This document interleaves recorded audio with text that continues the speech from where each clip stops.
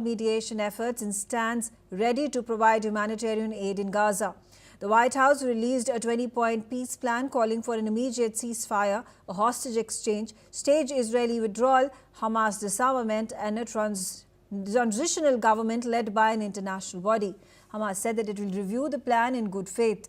UN agencies, including OCHA, are prepared to increase the delivery to support civilians in Gaza. We are also continuing to be in touch with the parties, with the various parties about the peace efforts. Indeed, we welcome all the mediation efforts, and of course we stand ready to support any peace plan with everything we can do, including the provision of humanitarian assistance. The UN is not part of drafting this proposal, which remains a proposal.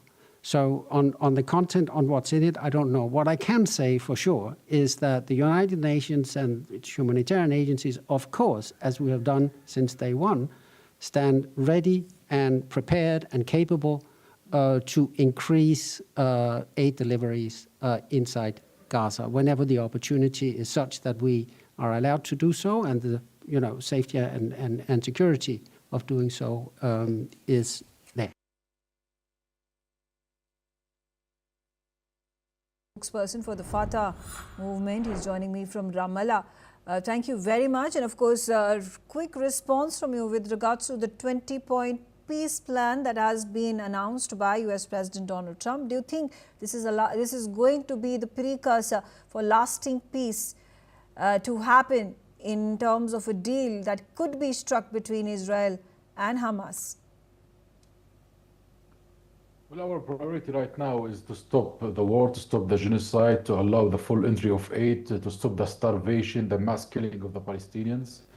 We are committed to work with the international community and with the United States within a framework that would end this conflict, this war, and go into a comprehensive peace process that will implement the two-state solution in a framework where it fulfills the Palestinian inalienable rights of self-determination and the two-state solution, 1967 borders and independence, where a contiguous Palestinian state in West Bank and Gaza, including East Jerusalem. This would fulfill the two-state solution and bring a lasting peace in the struggle for sure. It will be a serious framework that would lead to peace and security for the both people and both states. Yeah. Ahmad, talking about recognition to Palestine as a separate state, now there have been, of course, conflicting views.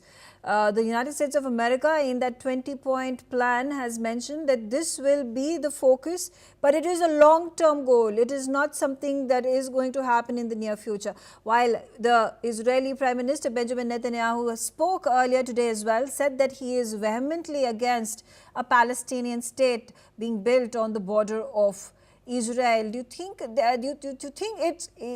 it's going to happen in the coming months and years, or do you think it is something that is a point of discussion for decades together before something of the sort even comes to fruition? You mean the recognition of yes, the recognition States? of Palestine as a separate state? Well, this is an inalienable right. This is something stipulated in the UN resolution. It's not up to Netanyahu to decide what's right or what's wrong. This is a natural right. We are the indigenous people of the land who have been occupied, and we demand our independence. And by the United Nations Charter, every nation has its right to self-determination, where all nations got their independence after World War I and World War II, except the Palestinians, apparently. I believe this recognition affirmed to the world and affirmed to Netanyahu and affirmed to everyone that this is the land of Palestine. This is the land that we recognize that is belong to the Palestinians. We affirm their legal and political right in these lands and refuse their annexation plans, our mass displacement plans that Netanyahu provided or spoke about early on. I believe the United States, I hope they would recognize. Now there are more than 160 countries recognizing the state of Palestine, and many more were recognized after the ceasefire and the exchange of hostages, because many has put a condition that when Hamas released the hostages and there will be a swap of prisoners, then we would recognize the state of Palestine. So this is a de facto here that Netanyahu has to deal with. And we have to be honest with ourselves. If we want a perpetual peace, if we want a lasting peace, that peace needs to recognize the Palestinian rights, need to recognize the Palestinian suffering. And it's unfortunate that there's many who still refuse to recognize that. I hope the world would continue and listen to the mass voices from the streets, from Washington, Canada, from Sydney, what do you think, all around the world. What do you think, Ahmed, with regards to these, these developments that are taking place in West Bank? Again, a statement being made by Prime Minister Netanyahu that he's not going to allow for a separate state of Palestine to be constituted on the west of Jordan.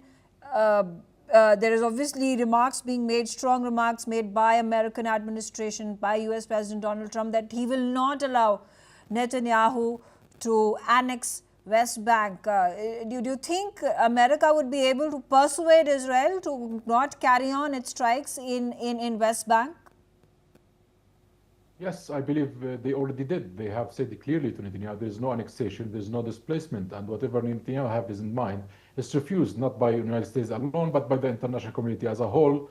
And he needs to actually retune himself toward the war, not to allow the war to retune itself toward him. And I believe that the United States, put a plan that initiates a process. It needs a lot of discussions. There's some points need more to be detailed more. There is issues that need to further enhanced.